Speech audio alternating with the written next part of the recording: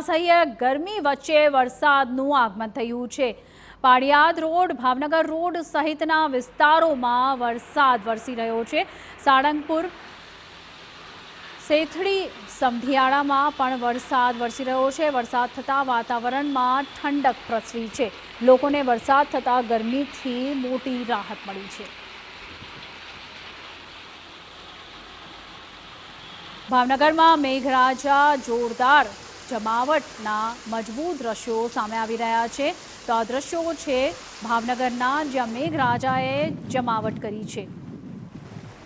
જુઓ આ દ્રશ્યો કેવા પવનના સુસવાટા સાથે મેઘરાજા ભાવનગરના ત્રણેય તાલુકામાં વરસ્યા। પાલિતાણા, મહુવા અને જેસરથી અલગ અલગ દ્રશ્યો સામે આવ્યા।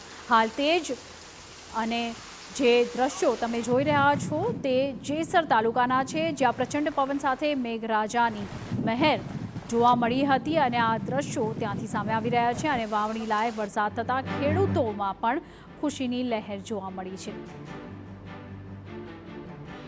એટલું જ નહીં, વરસાદનું જોર એટલું હતું કે નદી નાળાઓ પણ છલકાવા લાગ્યા। સાથે જ ઉપરવાસમાંથી પણ પાણીની આવક થતાં સ્થાનિક નદી અને નાળું કે બે કાંઠે વહેતા જોવા મળ્યા।